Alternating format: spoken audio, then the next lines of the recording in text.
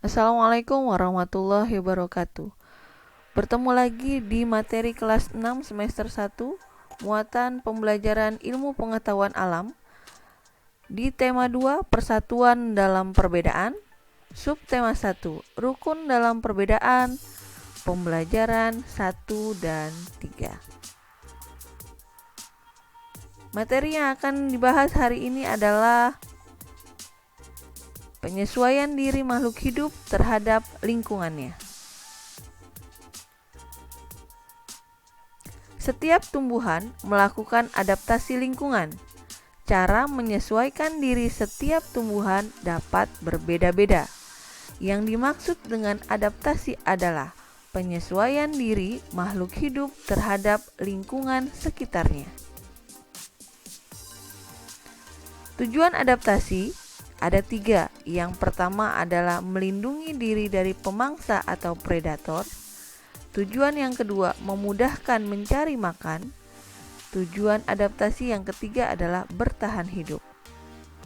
Dalam adaptasi diperlukan namanya adalah habitat. Habitat adalah lingkungan tempat tinggal makhluk hidup. Habitat tempat tinggal makhluk hidup berbeda-beda. Tempat hidup tumbuhan terbagi menjadi 4.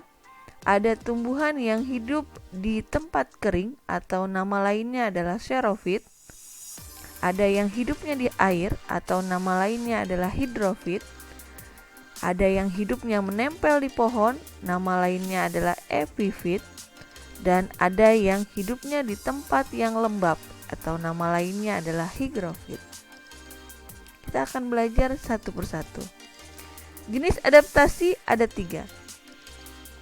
Adaptasi morfologi atau adaptasi berdasarkan bentuk tubuh tumbuhannya. Adaptasi yang kedua adalah adaptasi fisiologi berdasarkan fungsi kerja tubuhnya. Dan adaptasi yang ketiga adalah adaptasi tingkah laku.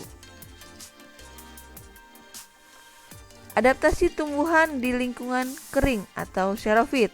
Contohnya adalah di gurun atau padang pasir dan di sabana, padang rumput yang luas. Contoh tumbuhan yang dicontohkan kali ini adalah kaktus. Dengan ciri-ciri bagaimana kaktus beradaptasi dengan lingkungannya, yang pertama adalah daunnya yang kecil termodifikasi menjadi duri untuk mengurangi penguapan. Daunnya bentuknya kecil, tujuannya adalah untuk mengurangi penguapan. Karena dia hidupnya di padang pasir, artinya membutuhkan air yang lebih banyak. Lalu bagaimana caranya dia berhemat agar tidak terlalu banyak air yang keluar? Maka dia menggunakan daunnya yang kecil berbentuk duri. Yang kedua, cara adaptasi yang kedua kaktus adalah batangnya tebal dan berisi banyak cadangan air. Batang tebal pada kaktus fungsinya untuk menyimpan cadangan air. Adaptasi yang ketiga, permukaan batang dilapisi lilin untuk mencegah terjadinya penguapan air yang terlalu besar.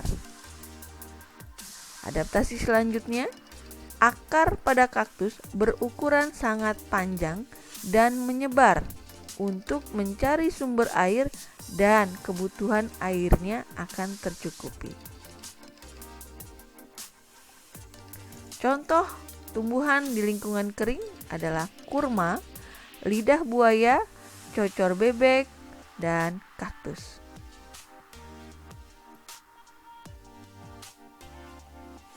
Adaptasi tumbuhan di lingkungan berkadar garam tinggi atau halofit. Contohnya adalah tumbuhan yang hidupnya di laut, di muara sungai, dan di pantai. Di sini dicontohkan adalah tumbuhan bakau.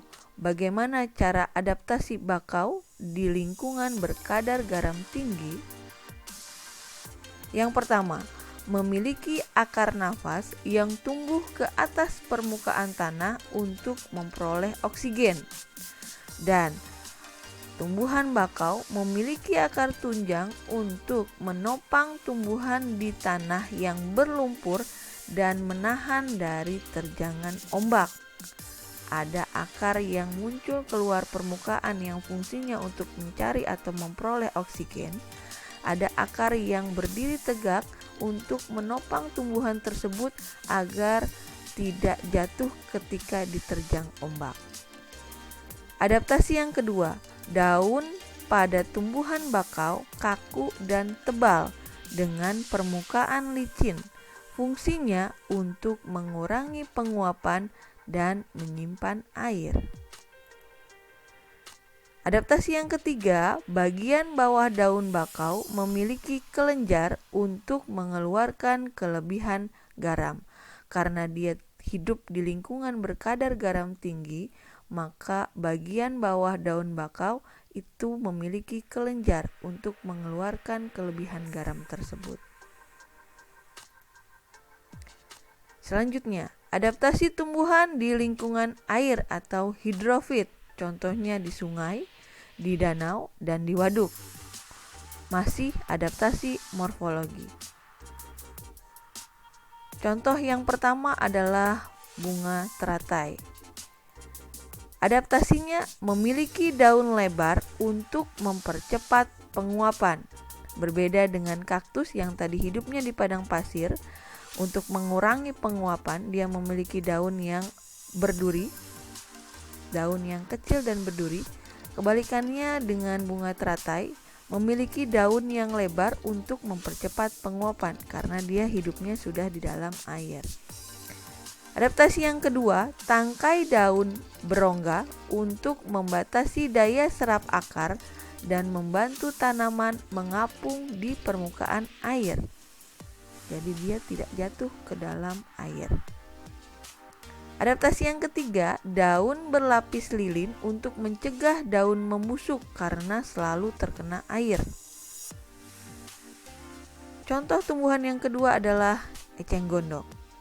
Adaptasinya yang pertama, pangkal tangkai daun berongga berfungsi untuk membantu mengapung di permukaan air, sama seperti bunga teratai.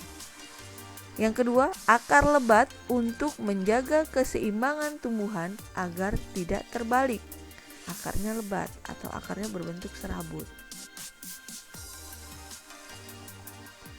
Adaptasi tumbuhan di lingkungan lembab atau higrofit, contohnya adalah tumbuhan yang hidupnya di hutan hujan tropis. Di sini dicontohkan adalah tanaman paku dan lumut. Bagaimana cara mereka beradaptasi? Yang pertama, seluruh jumlah daunnya menjadi lebih banyak, tipis dan lebar untuk meningkatkan laju penguapan air. Yang kedua, air dikeluarkan melalui struktur khusus pada daun yang disebut stomata air atau hidadoda. Itu adalah 4 jenis adaptasi di lingkungan kering, di lingkungan air, di lingkungan yang berkadar garam tinggi, dan di lingkungan lembab atau higrofit yang termasuk ke dalam jenis adaptasi morfologi.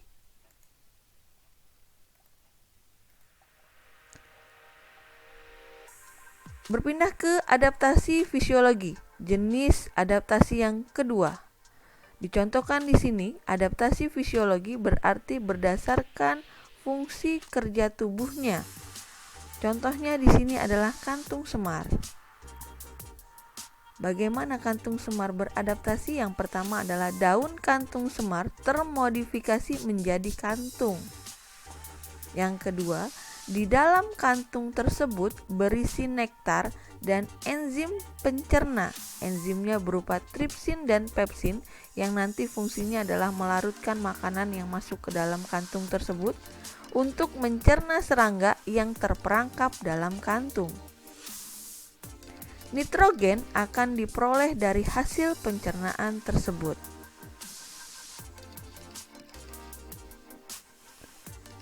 Contoh yang kedua adalah bunga Rafflesia arnoldi. Tumbuhan khas hutan hujan tropis yang bersifat parasit. Bagi tumbuhan inang itu adalah tumbuhan induk tempat dia menempel dan memiliki bentuk bunga yang khas. Bunganya mengeluarkan nektar dan aroma atau bau busuk untuk menarik perhatian serangga yang dapat membantu penyerbukan. Jadi, bunga Rafflesia arnoldi ini termasuk tumbuhan yang bersifat parasit, artinya merugikan tumbuhan inangnya, tumbuhan yang menempel. Tumbuhan yang dia tempeli itu akan dirugikan ketika bunga Rafflesia hidup menumpang. Jenis adaptasi yang ketiga adalah adaptasi tingkah laku. Contoh di sini adalah bunga pukul 4. Adaptasinya tingkah lakunya adalah bunga tersebut akan mekar saat sore hari karena terjadi penurunan suhu lingkungan saat matahari mulai terbenam. Putri malu, tingkah laku putri malu.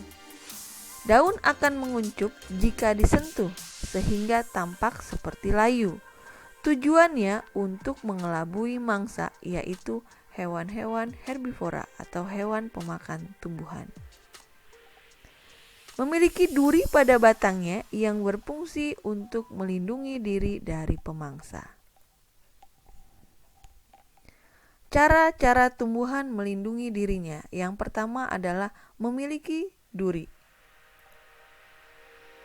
Bunga mawar, dia memiliki duri pada batangnya.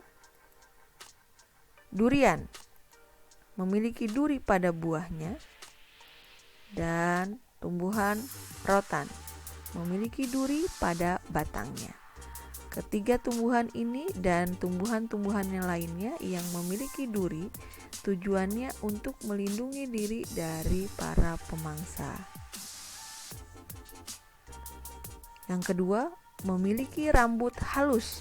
Fungsi rambut halus adalah dapat menimbulkan rasa gatal bila disentuh pemangsa. Jadi artinya pemangsa pun akan segan ketika harus hinggap di tumbuhan tersebut. Apa saja contohnya? Yang pertama adalah pohon bambu. Rambut-rambut tipis dan halus di pohon bambu itu akan menimbulkan rasa gatal bagi siapa saja yang memegangnya.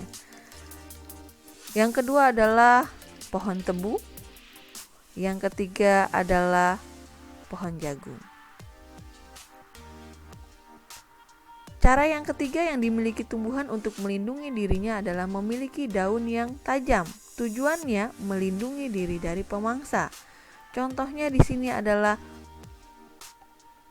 nanas, lidah buaya, dan kaktus. Ketiga tumbuhan ini memiliki duri di bagian tepi daunnya. Tujuannya melindungi diri dari pemangsa. Cara yang keempat adalah menghasilkan getah. Contohnya di sini adalah pohon karet. Yang kedua adalah padi. Dan yang ketiga adalah pohon pepaya. Cara tumbuhan melindungi dirinya adalah dengan menghasilkan racun. Contohnya adalah pohon kecubung. Dan terakhir adalah tumbuhan jarak. Artinya, kedua tumbuhan ini tidak boleh dikonsumsi karena akan menimbulkan efek samping jika dikonsumsi. Contohnya adalah mual, muntah, sesak napas, rasa gelisah, mulut terasa kaku, dan halusinasi. Jadi baik hewan atau tumbuhan tidak diperkenankan untuk mengkonsumsi tumbuhan tersebut. Terima kasih atas perhatiannya pada hari ini. Berjumpa lagi di lain kesempatan. Wassalamualaikum warahmatullahi wabarakatuh.